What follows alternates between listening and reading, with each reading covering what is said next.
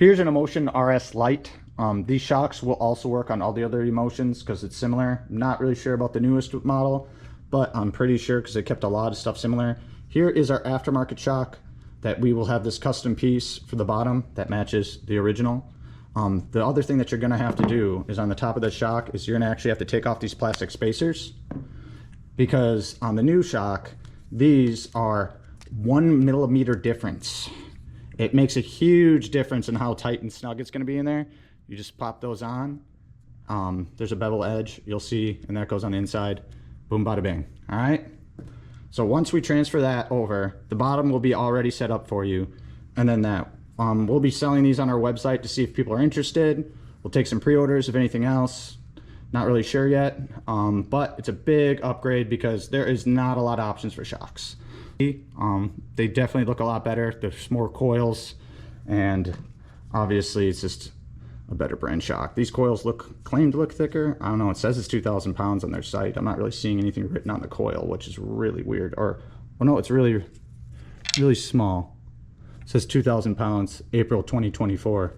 So, but we will see that these aftermarket ones will improve the ride because these shocks don't last that long. So we will show you the installation here in a little bit. So before, we showed you how you swap these up because extra millimeter distance in here, otherwise you'll hear a slight rattle. This will be set up hopefully perfect. You have to make sure that this is perpendicular or parallel with this, so when that way you line it up and slip the shock in, it'll go smooth. So obviously we're going to put the shock in here, and then you push it into the bottom pieces where you need to, and then it's good to go. I mean, they have a million videos online about this, so it's not like it's some rocket science. So I'm struggling here, of course, when I film. But then that goes through. We'll do that. Obviously, make sure the dampener side's out.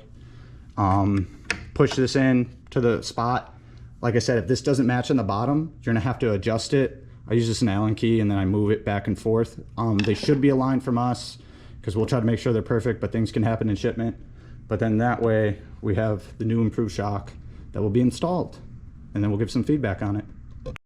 Just a tip, when you're putting these in and you do these and you're trying to line them up, use an Allen key and spin them in. Do not pound with a hammer. It's not a good idea. Take your time. So when you're doing this, then you can push it through safely, and that way if it's not 100% perfect, as you're sliding this through, you're slowly doing it. If you would hammer it, you'll smash the shit out of it and you'll start crying. You don't want that. But you can see here, the closer tolerances that we have right down here, they're perfect. Right there with the bushings and everything, as you can see. And then up here, it's good. So aftermarket shocks, no one else really has them. So we'll see how this works out.